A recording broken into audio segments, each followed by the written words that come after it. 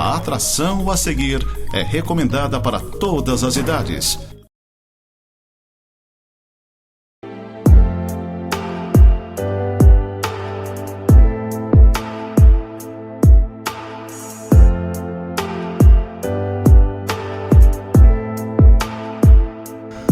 Olá, tudo bem? Que a graça do nosso Senhor Jesus Cristo esteja com você. É sempre uma alegria, uma satisfação poder estar com vocês neste programa Momento de Santidade, veiculado aqui pela nossa Nova Era TV. Agradeço a audiência. Quero meditar com vocês num livro do profeta Isaías, no Antigo Testamento, Isaías capítulo 61, do verso 1 até o verso de número 3. Se você tiver uma Bíblia e puder apanhar neste momento, creio que é um texto muito conhecido de todos, que diz: o Espírito do Senhor está sobre mim, porque o Senhor me ungiu para pregar boas novas aos quebrantados, e enviou-me a curar os quebrantados de coração, a proclamar libertação aos cativos e a pôr em liberdade os algemados, a apregoar o ano aceitável do Senhor e o dia da vingança do nosso Deus, a consolar todos os que choram, e a pôr sobre os que em Sião estão de luto uma coroa em vez de cinzas, óleo de alegria em vez de pranto, vestes de louvor em vez de espírito angustiado, a fim de que se chamem carvalhos de justiça, plantados pelo Senhor para a sua glória. Eu tenho uma predileção muito forte, muito grande pelo livro do profeta Isaías, porque Isaías ele foi, vamos dizer assim, o profeta mais messiânico de todo o Antigo Testamento. O que seria um profeta messiânico? O profeta messiânico é aquele que apontava para a vinda do Messias, do Salvador. E nós temos alguns textos clássicos dentro do livro de Isaías, especialmente só para a sua reflexão, Isaías 53. É impossível você não ler Isaías 53 e não pensar que ele estivesse se referindo a todo o sofrimento que Jesus passaria na cruz. Lá no ano de 742, entre 742 e 683, o seu ano de atuação, um profeta de atuação pré-exílica, ou seja, antes da deportação da nação de Israel para a Babilônia. Lá naquele período, naquela época, ele falando do renovo, ele falando do Senhor Jesus que viria como servo sofredor. Então, um profeta messiânico, com 70 citações diretas em todo o Novo Testamento. Depois do livro de Salmos, é o livro mais citado em todo o Novo Testamento. E esse versículo, esse capítulo 61, ele também é um capítulo que a gente tem que interpretar ele de forma messiânica, ou seja, entendendo na pessoa de Cristo o seu cumprimento. Tanto é isso verdade, que se você for lá para o Evangelho de Lucas, no capítulo 4, no versículo 16 a 21, Jesus, num sábado, segundo o seu costume, ele entra na sinagoga e permitiram que Jesus ele pudesse ler um trecho da lei. Na verdade, da lei ele não leu, ele leu o profeta. E justamente esse texto de Isaías 61, do verso 1 até o 3, foi o texto que Jesus leu. E era comum, vamos dizer assim, que alguém, um rabino, que lesse o texto, que ele fizesse uma espécie de uma homilia, de uma, entre aspas, uma pregação, um comentário em cima daquele trecho lido. Todos prestavam atenção. E Jesus ele fez a leitura desse texto. Então ele pegou o livro, fechou, devolveu, na verdade eram rolos, ele devolveu o rolo do livro de Isaías ao assistente, e todos tinham os olhos fitos nele. Esperavam Jesus dizer alguma coisa, e Jesus disse: hoje se cumpriu a escritura que acabais de ouvir. Na verdade, ele estava dizendo: olha, nesse que vos fala, na minha pessoa, se cumpre a profecia do profeta Isaías. Então é sobre isso que eu gostaria de fazer você pensar e refletir um pouquinho. A primeira coisa lá no texto de Isaías capítulo 61 que diz é que o Messias, o Salvador, Jesus, ele pregaria boas novas, ou seja, o evangelho da salvação. Boas novas está se relacionando ou está relacionado àquilo que Jesus pregou, aquilo que Jesus ensinou. Se você olhar no Evangelho de Marcos, no capítulo 1, no verso 14, diz que a primeira coisa que Jesus faz depois do batismo é pregar o evangelho do reino, as boas novas da salvação. Então Jesus, ele pregou as boas novas. Segunda coisa que diz, que ele curaria os quebrantados de coração. Em Mateus capítulo 9, no verso 35, diz que Jesus, ele percorria cidades, povoados, ele pregava, ele ensinava e diz que ele curava de toda sorte de doenças e enfermidades. Curava. O verbo no grego, terapeu, indica fazer terapia. A verdadeira terapia, quem operava era o próprio Senhor Jesus. Como? Curando as doenças e curando as enfermidades. Mas não é a mesma coisa? Não, não é a mesma coisa. As doenças, nosos, são as doenças propriamente do corpo, as físicas. Malaquia eram as enfermidades propriamente da alma.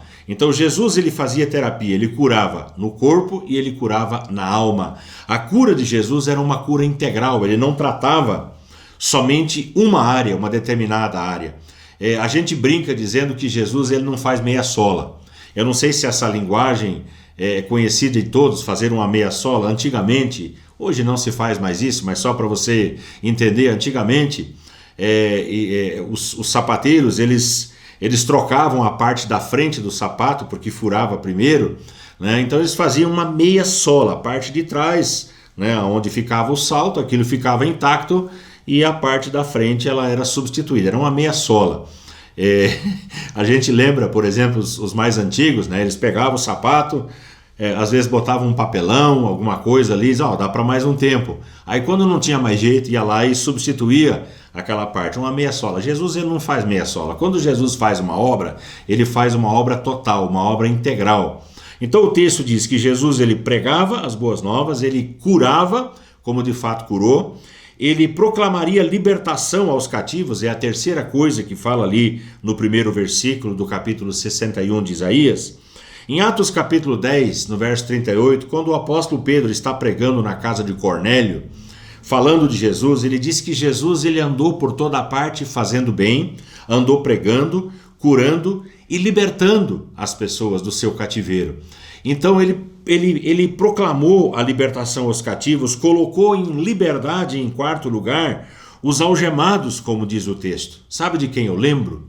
Eu lembro daquele endemoniado possesso gadareno da cidade ou da localidade de Gadara, quando Jesus esteve na terra dos gadarenos, e ele, desembarcando, encontrou um homem possesso de espírito imundo, de espírito maligno, e o texto diz que ele se cortava, ele se feria, ele tinha uma força descomunal, e nem mesmo com cadeias, diz o texto, alguém podia segurá-lo. Então era alguém que quebrava tudo, arrebentava. Jesus chegou e o demônio se manifesta e diz: vieste para perder-nos, ou seja, você veio nos colocar na perdição.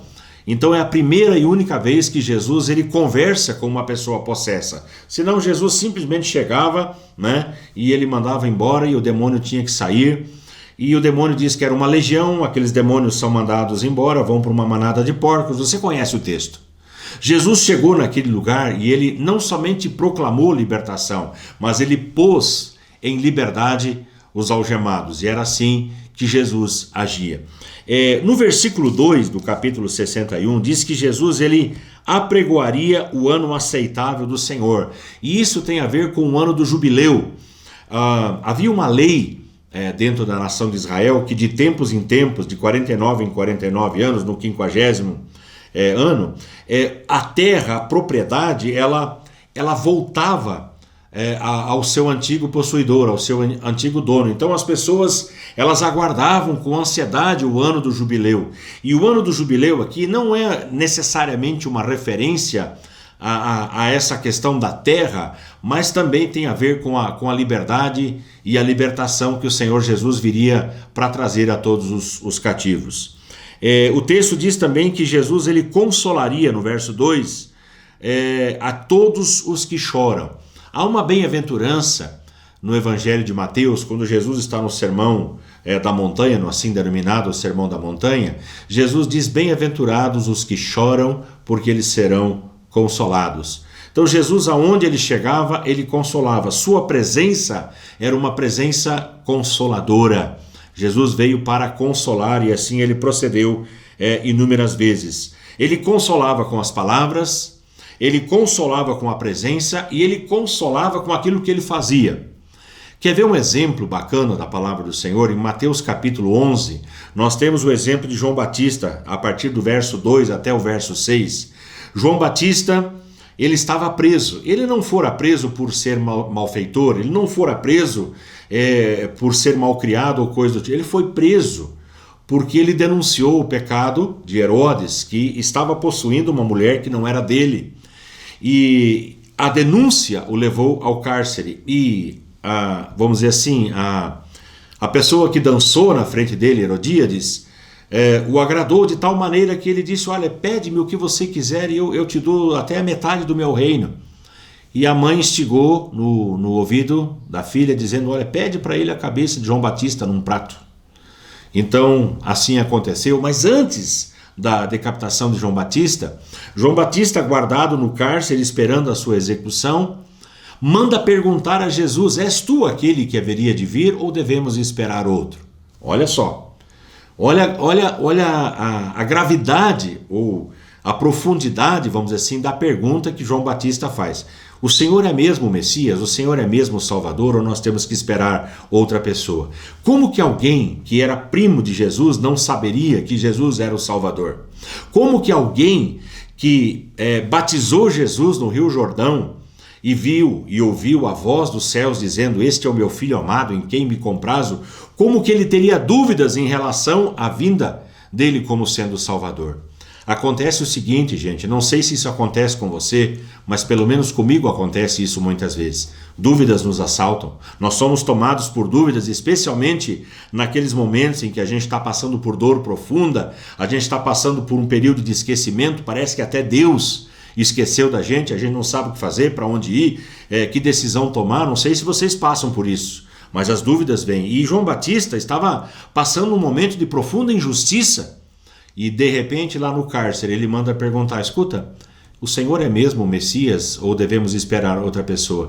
E eu acho interessante que o Senhor Jesus, ele disse o seguinte, né? Vamos olhar lá o texto, Mateus capítulo 11. Ele deu uma resposta por meio daqueles que foram perguntar, dizendo o seguinte: os cegos veem, os coxos andam, os leprosos são purificados, os surdos ouvem, os mortos são ressuscitados e aos pobres está sendo pregado o evangelho. No verso 4 disse: ide e anunciai a João o que estáis ouvindo e vendo. Ou seja, o que Jesus fez? Ele mandou responder a inquietação de João Batista com ações, com atitudes. Olha, vamos falar para ele. Olha quanta maravilha está acontecendo, para ele não ficar com dúvida. Sim, eu sou o Messias, sim, eu sou o Salvador. Onde eu chego, as pessoas são curadas, são restauradas, enfim. Respondeu com sinais. Então, o que Jesus fazia? Ele consolava com a sua presença. A sua presença era confortadora. Ele consolava com as suas palavras. E ele consolava com as suas atitudes, com as suas ações. Então, ele veio para consolar. O verso número 3, já estou no capítulo 61, né, do profeta Isaías. No verso 3, diz que o Messias, o Salvador, aquele que viria, ele colocaria sobre os enlutados uma coroa ao invés de cinzas. Vamos entender a metáfora, vamos entender a linguagem. Cinzas, quando uma pessoa punha cinzas sobre a sua cabeça, ela estava indicando que ela estava triste. Ela estava indicando que ela estava de luto. Quando ela punha roupa de pano de saco e ainda cinza sobre o corpo, ela estava dizendo: eu estou arrasada, eu estou no fundo do poço, ou seja, acabou para mim. Então, quando Jesus vem, o texto diz que ele tiraria as vestes, vamos dizer assim, de cinzas, de luto, de pranto, de dor, e ele colocaria coroa no lugar. A coroa de louros simbolizava a vitória, simbolizava a conquista. Então o que Jesus faria? Ele tiraria esse luto, essa vergonha, essa dor, essa miséria, essa desgraça, e Ele nos daria a vitória. E é por isso que a Bíblia diz que nós somos mais que vencedores. Por quê? Porque Jesus venceu e nós vencemos por Ele. Ele nos dá essa vitória. É obra de Cristo, é obra do Senhor, é obra dele. Não temos que ficar acabrunhados, chorando pelo canto, cabeça baixa. É hora de levantar a cabeça e entender que o nosso Senhor Jesus é o mesmo ontem, hoje e Ele o será para sempre. Aí dentro do seu lar, dentro da sua casa, dentro da sua família, naquilo que você está passando, o Senhor Jesus está presente para tirar essa roupagem, tirar essa dor, tirar esse pranto e lhe dar a alegria da sua salvação. Ele tiraria as cinzas e daria uma coroa. Faria mais. O verso 3 diz que ele aspergiria óleo de alegria ao invés de pranto. Eu acho essa uma das linguagens mais lindas da palavra de Deus. Óleo de alegria. Em que momentos, vamos dizer assim, as pessoas usavam o óleo de oliva? Primeiro, as mulheres elas passavam o azeite de oliva, o óleo de oliva, numa época em que não havia uma indústria de cosméticos tão profícua, vamos dizer assim, como nós temos nos nossos dias, tão valorizada, tão acentuada. Elas passavam aquele azeite, aquele óleo, para ficar com o rosto mais brilhoso, mais lustroso, para dar assim um ar, um semblante de jovialidade, para esconder um pouquinho as rugas, ou seja, era para rejuvenescer, dos motivos. A segunda coisa, quando se colocava óleo sobre a cabeça de uma pessoa, significava ou para curar, para restaurar o sinal da cura, ou o símbolo da transferência de poder e de autoridade. Então reis, sacerdotes, os profetas, eles eram ungidos dessa maneira. E há uma figura muito bacana em Israel, que quando as ovelhas no campo, elas eram atacadas por enxames de insetos e tal, se derramava, o pastor derramava aquele óleo na cabeça da ovelha para que os insetos eles não entrassem nos olhos e nas orelhas. Eu não sei vocês, mas eu gosto muito de pescar. E muitas vezes a gente está lá na barranca do rio, do açude, né? E aí começam a vir aqueles bichos entrando no nariz, entrando na orelha, a gente fica batendo e começa a incomodar. Aí o que a gente faz? A gente vai lá e passa o quê? Um repelente. Então é mais ou menos essa ideia que o óleo trazia. Ele era para proteger, ele era para dar unção e era para rejuvenescer. Isso é uma obra de Cristo. É uma simbologia daquilo que o Senhor Jesus ele faria por mim e por você. Ele quer trazer para dentro da sua casa, para dentro da sua família, esse óleo da alegria, esse óleo que protege, esse óleo que rejuvenesce. A minha Bíblia diz, e a sua tem que dizer também, que quando o coração está alegre, o rosto ele fica formoso, né? O coração alegre aformoseia o rosto. Então, é inconcebível, por exemplo, um cristão cheio de Deus, cheio de Jesus, cheio do Espírito Santo, com a cara amarrada. É um contrassenso, isso não existe. O cristão por si só, recebendo todos esses bens duráveis da parte do Senhor, ele precisa ter um rosto alegre, ele precisa mostrar que ele tem um Jesus no seu coração que é capaz de mudar e transformar a sua história. E a última coisa que o texto ali menciona é que Jesus ele viria como Messias para dar as vestes de louvor ao invés de espírito angustiado. Olha que coisa mais linda. Vestes de louvor ao invés de espírito angustiado. O que seria isso? Para você entender melhor, quando uma pessoa queria honrar outra pessoa, ela dava uma roupa colorida, ela dava uma roupa vistosa. Por exemplo, lá no segundo livro de Reis, capítulo 5, quando Naamã vai até o profeta Eliseu, é enviado até o profeta Eliseu, ele leva de presente para o profeta, claro que depois o profeta não aceitou, mas ele levou de presente algumas vestes chamadas de vestes festivais, eram vestes coloridas. Geralmente, né, os judeus usavam roupas de tons mais escuros, preto, marrom, cinza, e quando estavam muito alegres, as roupas eram mais vistosas, né? Eu lembro da minha mãe, que eu tenho que lembrar da minha mãe sempre, né? A minha mãe, quanto mais colorido, mais ela gosta, né? Ela gosta tudo de muita cor, ela acha assim, que nem essa camisa que eu estou usando, né? Cor de vinho, isso para ela, eu sei que se ela estiver me assistindo é o máximo para ela, né? Ela gosta de coisa colorida. Por quê? Porque o colorido simboliza alegria, é festa, e o nosso Senhor Jesus, ele vem justamente para isso, para tirar essa velha roupagem da tristeza, de cabeça baixa, e transformar a nossa forma de viver. Jesus, ele muda as nossas vestes de tristeza em vestes de louvor. Se der tempo, três exemplos rapidinhos. Um no Antigo Testamento, no livro do profeta Zacarias, no capítulo 3, fala da história do sumo sacerdote Josué, que vinha voltando da deportação para a Babilônia. E o inimigo, o acusador, chega para ele e fala assim: você está de roupa suja, você não pode ministrar diante de Deus com roupa suja. Sim, a lei dizia isso, que um sacerdote, um sumo sacerdote, não poderia oficiar com aquelas roupas daquele jeito. Então, o renovo, que é Jesus, ele entra em cena e ele diz: o problema é a roupa suja, então vamos trocar a roupa. E a roupa é trocada, ele tem, vamos dizer assim, o seu armário, a sua vestimenta toda transformada para poder ministrar. O segundo exemplo que nós lembramos, naturalmente, Lucas 15, é o exemplo do filho pródigo. O filho pródigo saiu, tomou a decisão de viver longe da casa do pai, saiu e andou, gastou o seu dinheiro de maneira dissoluta, mas um dia ele caiu em si. E ele disse: eu vou voltar para a casa do meu pai, porque lá até os empregados comem melhor, estão comendo melhor do que eu. Eu vou ensaiar aqui alguma coisa, vou dizer para o meu pai, e quando ele vem vindo, o pai já chega, já abraça, manda matar o novilho cevado, põe turbante, troca a roupa dele, dispõe roupa decente, sandália no pé, anel que dava a ele o direito de assinar documentos, ou seja, posição de filho. O pai trocou aquela roupa fedorenta, aquela roupa que cheirava a porcos, dá uma roupa nova para ele. É aquilo que Jesus faz por mim, e fez por mim e faz por você. E o último exemplo, naturalmente, é o exemplo do cego Bartimeu. Ele sabia que Jesus estava passando pela aldeia, e ele começa a gritar: Jesus, filho de Davi, tem misericórdia de mim.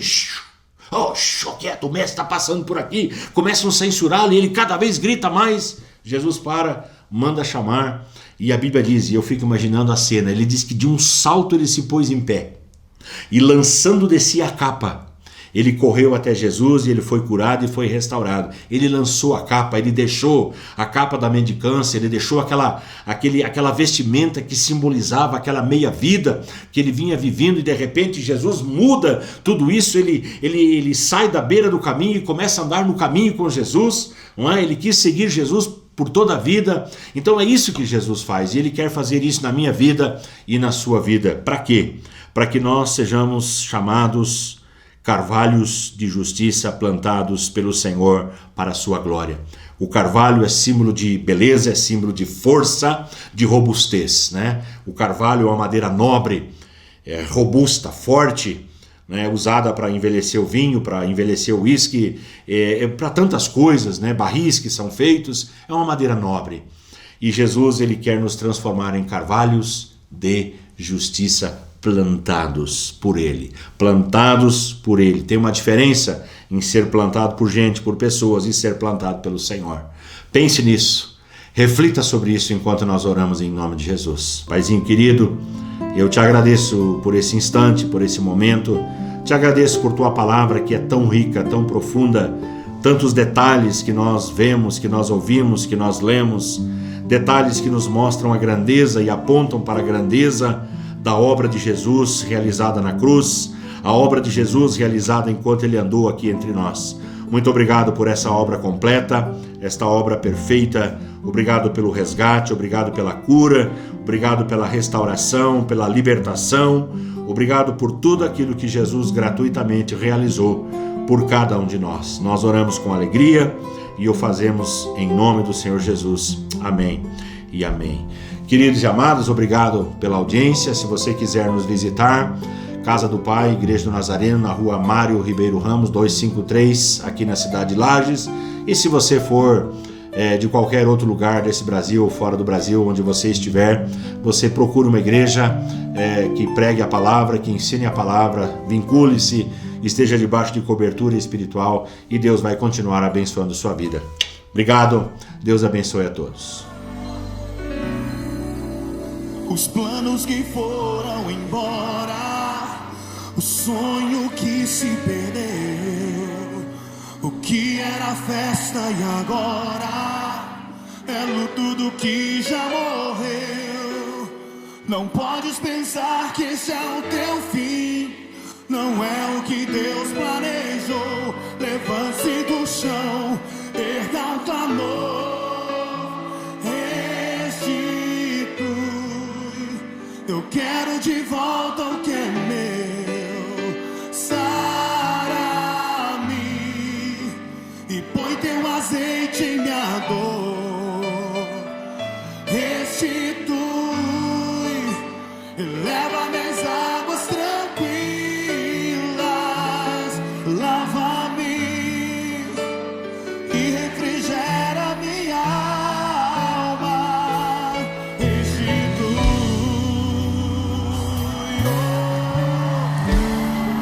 restitui, Senhor. Ouça o nosso clamor, oh Deus.